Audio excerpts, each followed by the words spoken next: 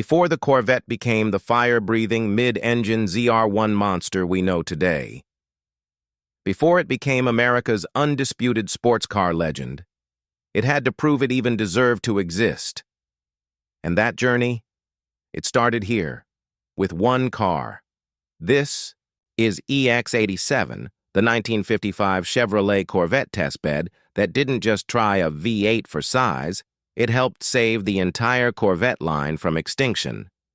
It's a rolling experiment, a mechanical gamble, and a historical icon now heading to auction. A sports car in crisis. In 1953, Chevrolet launched the Corvette with high hopes and dreamy curves. It was America's answer to the sleek roadsters coming out of Europe, low, sculpted, and futuristic. But there was one big problem. Under the hood, a mild-mannered 150-horsepower Blue Flame inline-six. Paired with a two-speed Power Glide automatic transmission, it sounded like a sports car but didn't move like one. Performance-wise, it was all show and very little go. By 1954, Corvette sales had plummeted. The car was beautiful, but the automotive world wanted more than just a looker. Rumors swirled inside GM. Should they cancel the Corvette? Write it off as a nice idea? That didn't pan out? The Corvette was teetering on the edge of oblivion. EX87, the experimental savior. Then came Maury Rose, a seasoned engineer and a three-time winner of the Indy 500. He wasn't just a racer, he was the man behind Chevy's revolutionary small-block V8 engine. Rose knew the Corvette didn't need to be scrapped. It just needed power. So in 1954, GM took an unsold Corvette chassis and turned it into a secret weapon. They designated it EX87. This wasn't just an engine swap. Rose dropped in a hand-built 307 cubic inch V8 prototype and swapped in a manual transmission for full driver control. He reworked the suspension, upgraded the brakes, and reinforced the frame. This was no longer a showroom cruiser. It was a track-bound missile. Then came Zora Arkus-Duntov, the man history would call the father of the Corvette.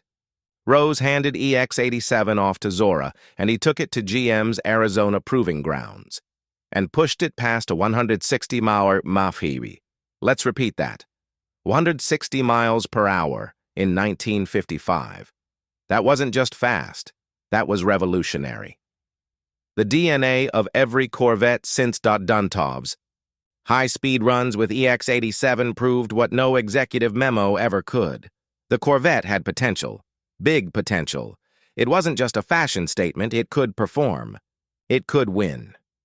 GM took notice, and in 1956, the Corvette officially came standard with a small block V8.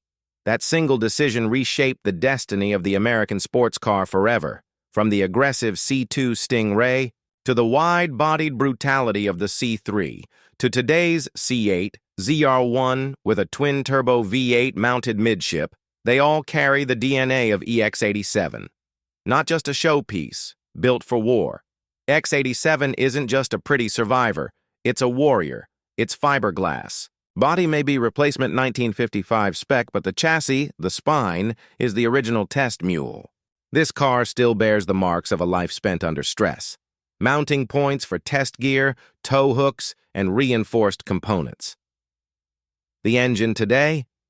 A 327 cubic inch V8 replacement, still a small block, still snarling with intent.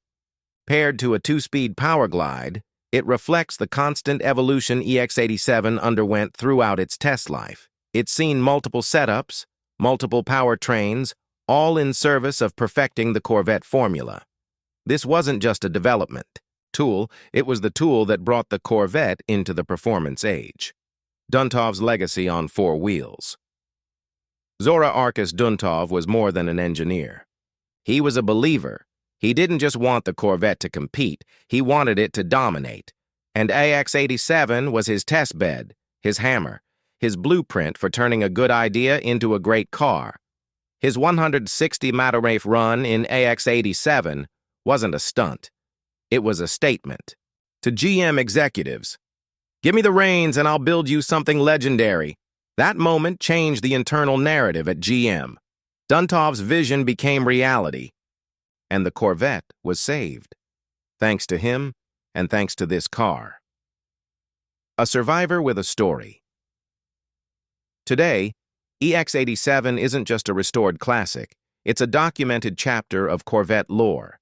It's lived multiple lives, changed hands, changed engines, and even changed skin.